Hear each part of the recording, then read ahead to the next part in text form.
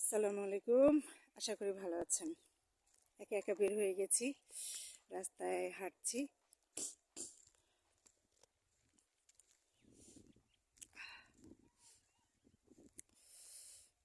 ভাবলাম একটু শীতটাকে উপভোগ করি।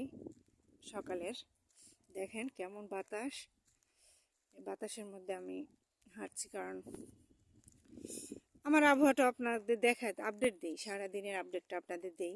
তাই চিন্তা করলাম সকালের অবস্থাটা দেখাই। আমাদের বগুড়ার আলু গাছগুলো সুন্দর হয়ে উঠছে, মাশাল্লাহ। দেখছেন, এই আলুটা উঠবে এখন না, ফেব্রুয়ারি মার্চের দিকে উঠবে, আরও দেড় দুই মাস। এবার আলুটা সবাই একটু দেরি করে লাগাইছে। দেখেন তো সুন্দর লাগতেছে না?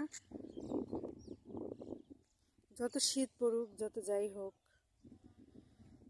গাছ একমাত্র এই উদ্ভিদ যেটা মানে তাকে সব কিছু সহ্য করতে হবে। সবাই একটু মাথা গোঁজার মানে ঠাই পাই, ওরা একটু কম পায়।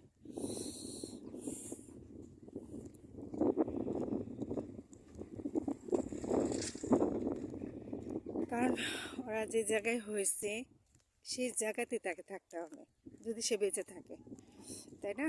তো সকালের আবহাওয়াটা দেখালাম। দেখেন তো ঘুঘু পাখি, প্রচুর ঘুঘু পাখি এখানে গ্রাম সাইডে। পাখিগুলো আহারে, দেখছেন সুন্দর একটা পাখি যে ডালে বসে আছে, খুবই সুন্দর। ভালো থাকবেন সবাই।